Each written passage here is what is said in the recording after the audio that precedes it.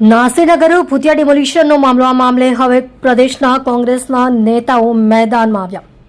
ધારાસભ્ય તુષાર ચૌધરી સહિતના સ્થાનિક કોંગ્રેસી નેતાઓ ધરણા પર બેઠા. પાલિકાની તપાસ સમિતિ માત્ર નાટક. તુષાર ચૌધરી જે લોકો તપાસ સમિતિમાં છે તેમના પર પણ તપાસ ચાલી રહી છે. તુષાર ચૌધરી, એસએમસી, બિલ્ડર કે પોલીસ, જવાબદાર સામે કડક કાર્યવાહી કરો. તુષાર ચૌધરી, નાસિરનગર ડિમોલિશન મામલે ગાંધીનગરથી તપાસ કમિટીની રચના કરવામાં.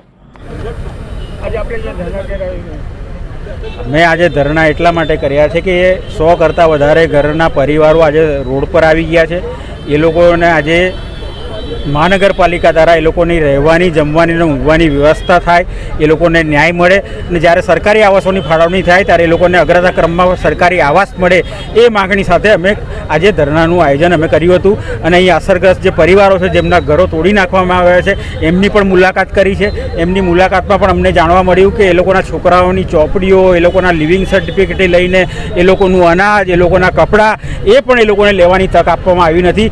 એ રીતે કોઈપણ નોટિસ આપ્યા વગર, કોઈપણ સમય મર્યાદા આપ્યા વગર જે ગેરબંધારણીય રીતે ડિમોલિશન કર્યું છે એનો અમે વિરોધ કરીએ છીએ. અને આ સમગ્ર પ્રકરણની ગાંધીનગર ખાતેથી તપાસ સમિતિ રચીને તપાસ થવી જોઈએ અને જે પણ કોઈ જવાબદાર અધિકારી હોય એની સામે કડકમાં કડક કાર્યવાહી થવી જોઈએ.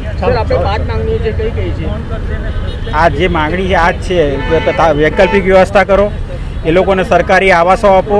આની પૂરેપૂરી તપાસ સમિતિ દ્વારા તપાસ થવી જોઈએ. જે બિલ્ડર છે એને પરવાનગી લીધી છે કે કેમ એની પણ તપાસ થવી જોઈએ.